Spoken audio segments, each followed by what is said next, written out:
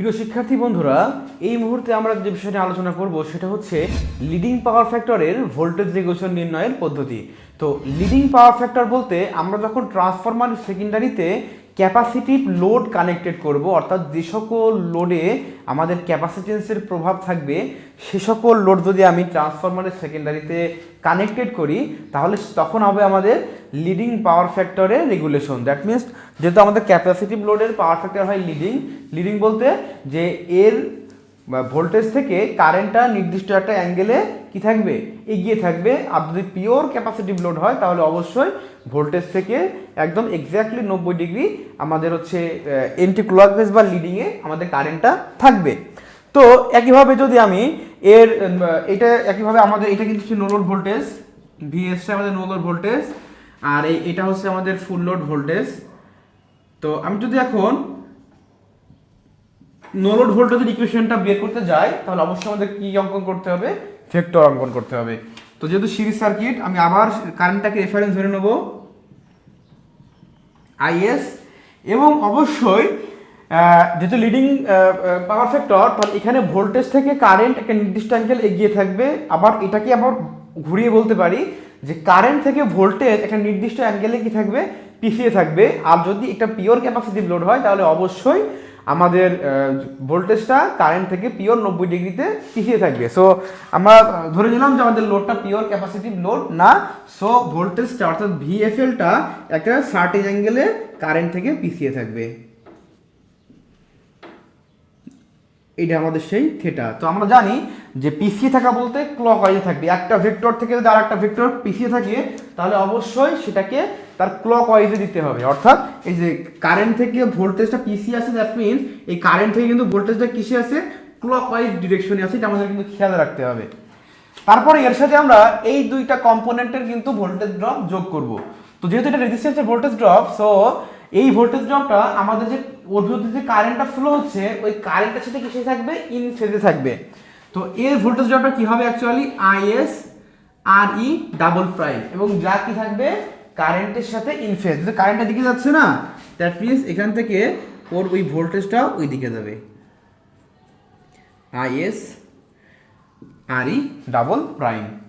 এবং এর সাথে যোগ করবো আমি ইন্ডাকটিভ রিঅ্যাক্ট্যান্সের ভোল্টেজ ড্রপটা, এবং যা কিনা কারেন্ট থেকে 90 ডিগ্রি এন্টি ক্লকওয়াইজ বা এগিয়ে থাকে। যেহেতু কারেন্ট এটা সমান্তরালে আছে, তার মানে এটাই কারেন্টের ডিরেকশন, এই ডিরেকশনের সাথে 90 ডিগ্রি আগিয়ে থাকবে। দ্যাট মিনস এই ডিরেকশনের সাথে 90 ডিগ্রি এন্টি ক্লকওয়াইজে থাকবে, তার মানে উপরের দিকে যাবে। এটা হবে is X E double prime. তাহলে এইটা হবে এদের সমতুল্য voltage drop is JD double prime. এখন যদি আমি এই ভিএফএল এর সাথে এই ড্রপের যোগ করে দিই তাহলে কিন্তু আমি ভিএনএল ভোল্টেজ পাবো। তো এই হচ্ছে ভিএফএল এর স্টার্টিং পয়েন্ট, আর এটা হচ্ছে এর এন্ডিং পয়েন্ট। তো এই দুটো যদি আমি কানেক্ট করে দিই তাহলে কিন্তু পেয়ে যাবো ওদের সমষ্টি। এইটা হচ্ছে আমাদের নো লোড ভোল্টেজ। আমি একটু কষ্ট করে এইটাকে একটু বাড়িয়ে নিলাম, এখান থেকে একটা দাগ দিলাম। এবার আমি যদি নাম দিই, এটাকে দিলাম ও, এটাকে দিলাম এ, এটাকে দিলাম বি, এটাকে দিলাম সি, আচ্ছা, আর এটাকে দিলাম হচ্ছে আমি ডি। তাহলে অ্যাকচুয়ালি আমাদের এখান থেকে আমাদের কি করতে হবে, এই নো লোড ভোল্টেজটা বের করতে হবে। এই যে নো লোড ভোল্টেজ, আর এটাকে আমি এস দিলাম। তো নো লোড ভোল্টেজ বের করতে গেলে আমার কি কি লাগবে সেটা আমরা একটু দেখে নিই। তার আগে আমরা কিছু মান বের করে নিই। সেটা হচ্ছে আমরা এই যে ও এ ইকুয়াল টু কি লিখতে পারি, ও এ ইকুয়াল টু আমরা লিখতে পারি হচ্ছে O D plus D A, O D plus D A. এখন বন্ধুরা এই দূরত্বটা আর এই দূরত্বটা সমান হয়, আমরা এই মানটুকু আর এই মানটুকু সমান লিখতে পারি। সো আমরা এখানে লিখতে পারি যে O D plus IS R E double prime, বাকি থাকলো হচ্ছে ওডির মানটা বের করা। সো আমি যদি এই ও সি ডি ত্রিভুজটা একটু আলাদাভাবে অঙ্কন করি, এটা হলো ও, এটা হলো সি, এটা হলো ডি, এইটা হচ্ছে আমাদের থিটা। তাহলে এইটাকে আমরা জানি এটা হচ্ছে আমাদের ভিএফএল। তো আমি যদি এই ত্রিভুজের এইটা কিন্তু আমাদের ভূমি, সো ভূমিটাকে আমরা বের করতে পারি ডাইরেক্ট এভাবে ওডি ইকুয়ালস টু ভিএফএল কস থেটা। একইভাবে এই সিডি বা ডিসি বের করতে পারি কিন্তু ভিএফএল সাইন থেটা। সো আমি যদি এখন ওডির জায়গায় এই মানটা বসিয়ে দিই তাহলে কি আসে, VFL cos theta minus plus IS R E double prime. একইভাবে যদি আমি লিখতে চাই যে A B equals to A B equals to লিখতে পারি A F plus F B, A F plus F B. তো এখান থেকে যদি আমি এই এ এফটা বের করতে চাই তাহলে কি লিখতে পারি, আমি লিখতে পারি A F equals to A B minus F B. তো বন্ধুরা এফ বি এর মান কিন্তু সরাসরি আমি এখান থেকে পাচ্ছি, সেটা হলো IS X E double prime. তো A B minus IS X E double prime, বাকি থাকলো আমাদের হচ্ছে এ বি। তো আমরা এখান থেকে এই ডিসি আর এ বিকে কিন্তু একই উচ্চতায় ধরতে পারি, বা এই দুটো সমান্তরালে আছে এবং এই দুটার দূরত্ব কিন্তু কি সেম। সো আমি এ বি এর জায়গায় ডিসির মানটা বসাইতে পারি। তো ডিসির মানটা আমি কিন্তু বের করে নিয়েছি ভিএফএল সাইন থেটা।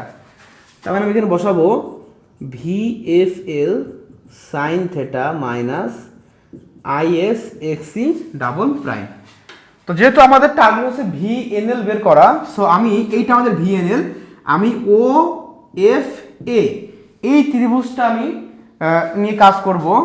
তো ও এফ এ ত্রিভুজ, এটা কিন্তু ও এফ এ একটা সমকোণী ত্রিভুজ। তো এখানে যদি আমি পিথাগোরাসের ফর্মুলা ইউজ করি তাহলে কি লিখতে পারি, যে এটা হচ্ছে অতিভুজ O F square equals to O A square plus A F square. তো আমি ও এফ ইকুয়াল টু লিখতে পারি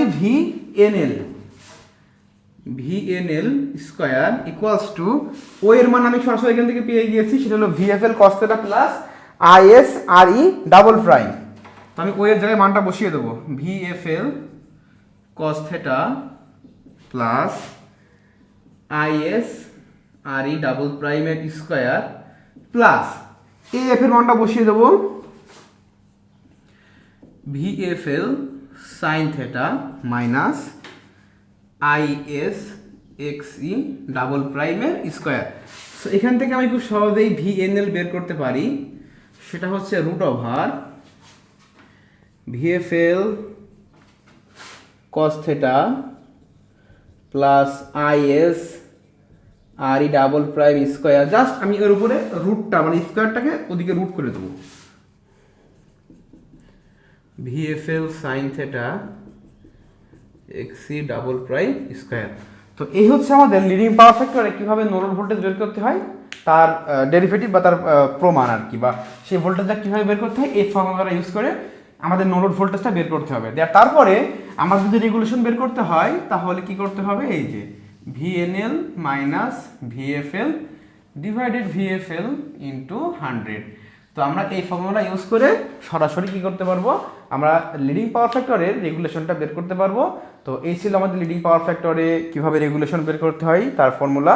আশা করি তোমরা সবাই বুঝেছো। ধন্যবাদ সবাইকে।